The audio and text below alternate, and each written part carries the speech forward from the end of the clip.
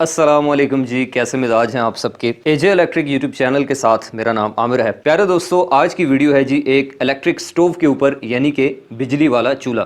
पहले मैं ये चीज़ क्लियर कर दूं कि ये स्पॉन्सर वीडियो नहीं है, ये सिर्फ एक ऑनेस्ट रिव्यू है पर्टिकुलर एक प्रोडक्ट के ऊपर, क्योंकि आपको पता है कि आजकल सर्दियों का मौसम है।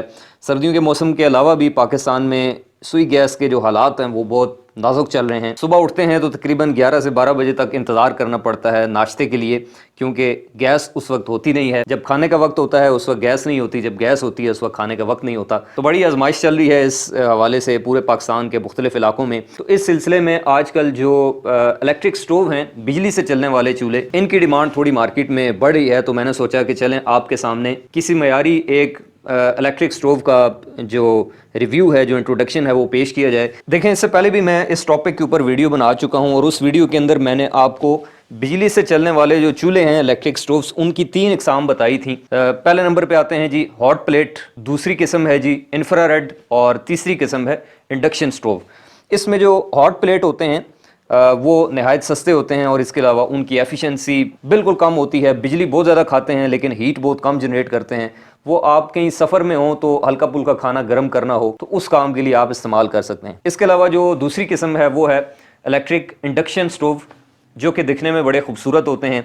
इसके अलावा एनर्जी एफिशिएंट भी होते हैं, बिजली भी मुनासिब खाते हैं। लेकिन प्रॉब्लम यह है कि उनके ऊपर आप ख़ास किस्म के जो मैग्नेटिक बर्तन हैं वो ही इस्तेमाल कर सकते हैं। इसके अलावा अगर आप कोई और बर्तन रखते हैं तो फिर आप उनको इस्तेमाल नहीं कर सकते। ये एक बड़ी मुसीबत होती है। और जो सबसे ज़्यादा कारामद हैं वो होते हैं जी इंफ्रारेड या फिर इंफ्रारेड इलेक्ट्रिक स्टोव।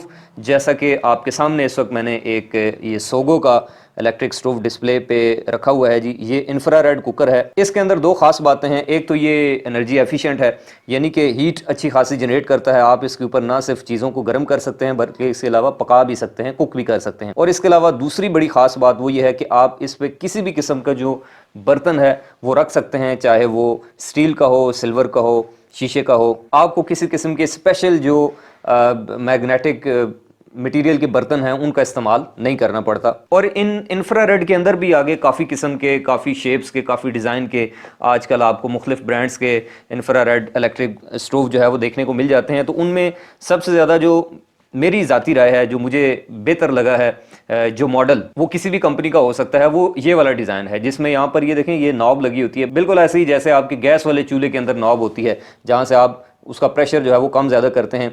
तो इसमें ये सोगो का है। इसके अलावा एंकर प्लस उनका भी आता है, सिल्वर क्रेस्ट के नाम से आता है, और भी काफ़ी सारे ब्रांड हैं, वेस्ट पॉइंट है। ये जो सोगो वाला है जिसके ऊपर मैं वीडियो बना रहा हूँ, इसका मॉडल है JPN 666। 2000 वाट ये बिजली कंज्यूम करता है जी अपने फुल टेम्परेचर के ऊपर।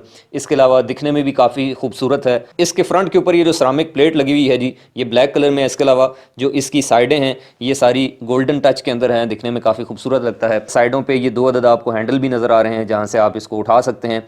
बैक साइड पे अगर आप देखें तो यहाँ पर आपको मेटल की इसकी जो बॉडी है पूरी वो नज़र आती है। यहाँ पर नीचे एक फ़ैन भी लगा हुआ है जो कि इसकी इंटरनल जितनी भी जो हीट होगी चलने के दौरान उसको एग्जॉस्ट करने के लिए है। अच्छा, इसके ऊपर जो ग्लास है, इसके हवाले से काफ़ी लोग सवाल पूछते रहते हैं कि ये जितने भी बिजली वाली चूल्हे हैं इनके ऊपर ये जो शीशा लगा होता है, ग्लास लगा होता है, इसकी मजबूती क्या है, इसकी स्ट्रेंथ क्या है और ये कितने केजी तक वजन उठा सकता है। जितने भी इस तरह के बिजली वाले ये चूल्हे आते हैं जिनके ऊपर ये ग्लास लगा होता है, तो अक्सर लोग ये शिकायत करते हैं कि हमने कुछ दिन इस्तेमाल किया या एक सीज़न इस्तेमाल किया, 6 माह इस्तेमाल किया, उसके ऊपर ये हमारा ये जो इसका ग्लास है ये अचानक से ब्रेक हो गया, ये टूट गया। ये अक्सर लोग इसके बारे में शिकायत करते हैं।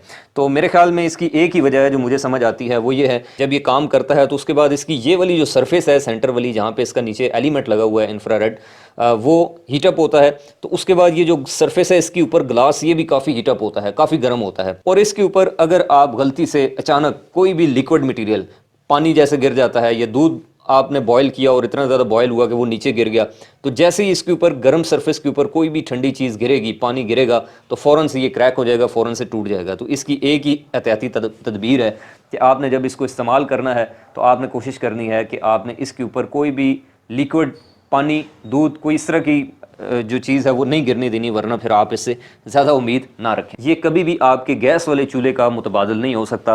आप उसको हमेशा प्राइमरी सोर्स कंसिडर करें और इसको हमेशा सेकेंडरी यूजेज के तौर पर रखें।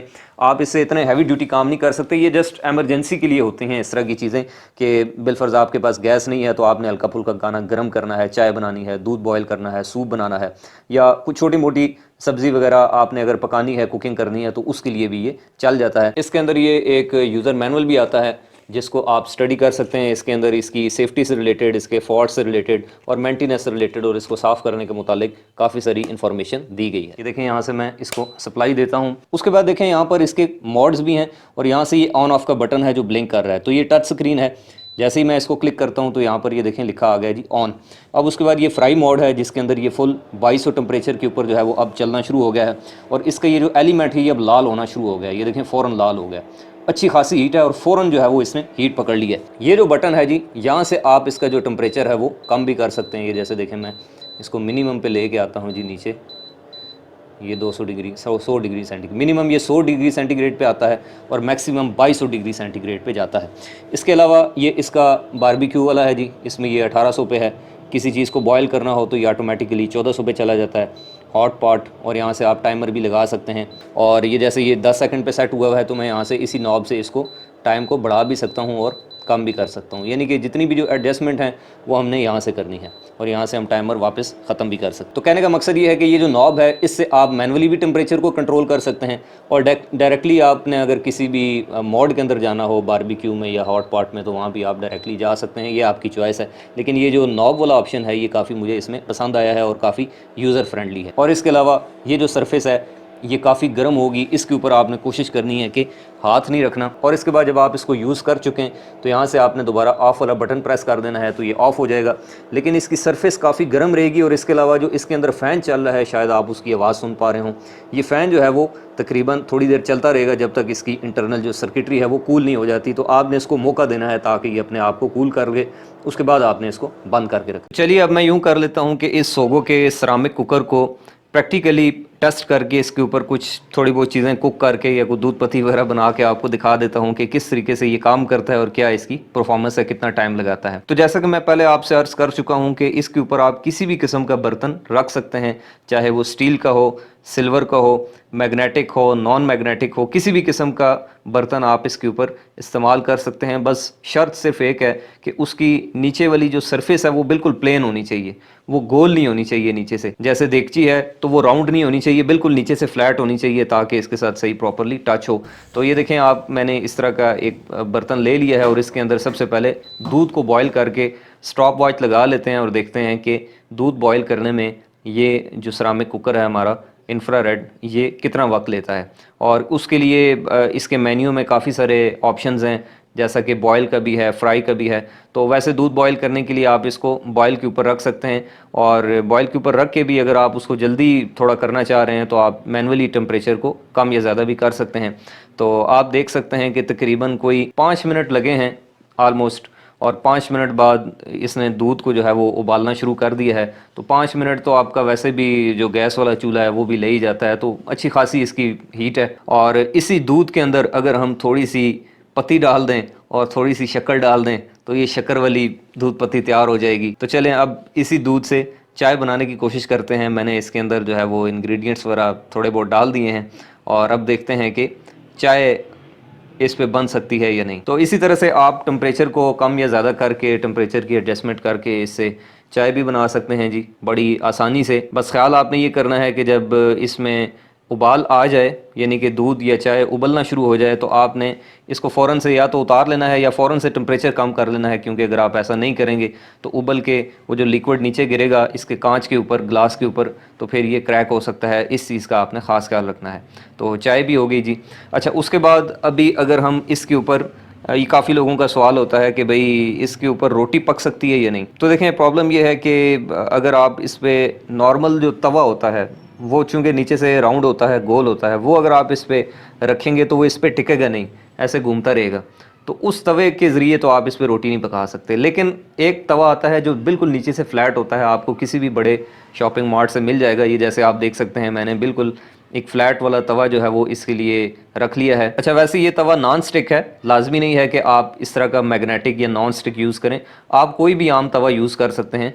शर्त यह है कि नीचे से फ्लैट होना चाहिए, चाहे उसका मटेरियल कोई भी हो। तो ये तवा इसके ऊपर रख लिया है। अब थोड़ा सा यहाँ से टेम्परेचर बढ़ाएंगे और इसके गर्म होने का इंतज़ार करेंगे जी। और जब आपको महसूस हो कि तवा आपका गर्म हो गया है तो बस आपने इसके ऊपर रोटी डाल देनी है। बिल्कुल जैसे आम तवे के ऊपर आप गैस के ऊपर पकाते हैं रोटी, बिल्कुल ऐसे ही आपने इसके ऊपर रोटी भी पका लेनी है। बस इसमें एक चीज़ का ख़ास ख्याल रखना है कि तवे का जो साइज़ है आपका, रोटी उससे छोटी होनी चाहिए, उससे बड़ी नहीं होनी चाहिए, ताकि प्रॉपरली वो आपकी कुक हो जाए। और रोटी की जो थिकनेस आपने रखनी है वो कोशिश करेंगे बारीक हो।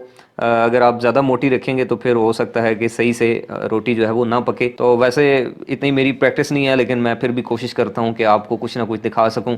तो ये आप देख सकते हैं कि रोटी भी इसने सही, बिल्कुल जैसे रोटी होनी चाहिए वैसे इसने प्रॉपर जो है वो तैयार कर ली है।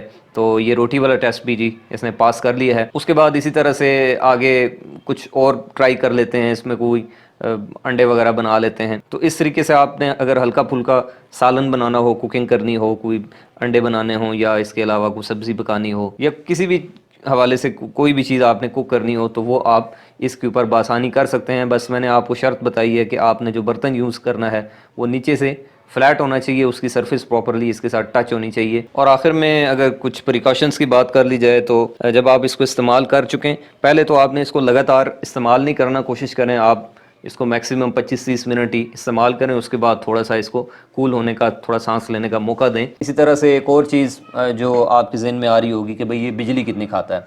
तो देखें, जब हम बिजली से पानी गर्म करने की बात करें, खाना पकाने की बात करें, तो फिर आप ये जहन से निकाल दें कि बिजली की आपकी बचत होगी। बिजली ये अच्छी खासी खाएगा, तकरीबन 1500 से 2000 वाट ये आराम से खाता है। तो जिनके घरों में सोलर लगा है उनके लिए तो प्रॉब्लम नहीं है, सोलर पे भी ये इजीली चल जाता है।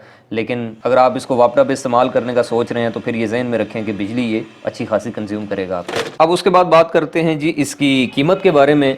तो ये जितने भी इस तरह के इंफ्रारेड सरामिक कुकर हैं, ये आपको मार्केट से तकरीबन 8000 से लेके 12000 तक जो है वो मिल जाएंगे। ये वाला जो मॉडल है इसकी कीमत तकरीबन 10.5 से 11,000 रुपये है। और इसको मैंने दराज से ऑर्डर किया है। आप इसको फ़िज़िकली अगर आपके एरिया में शॉप्स पे अवेलेबल है तो आप वहाँ से जाके ख़ुद भी ख़रीद सकते हैं, नहीं तो draz.pk से ऑनलाइन ऑर्डर करके भी आप मंगवा सकते हैं। मैं उम्मीद करता हूँ कि आपको आज की ये वीडियो से कुछ ना कुछ नया सीखने को मिला होगा। अगर आप चाहते हैं कि आपको इलेक्ट्रिकल अप्लायंसेस से रिलेटेड, इलेक्ट्रिकल इंजीनियरिंग से रिलेटेड वीडियोस आइंदा भी देखने को मिलती रहा करें, तो आप इस यूट्यूब चैनल एजे इलेक्ट्रिक को सब्सक्राइब करें। इंशाल्लाह आपसे मुलाकात होगी नेक्स्ट वीडियो में। तब तक के लिए खुदा हाफिज़।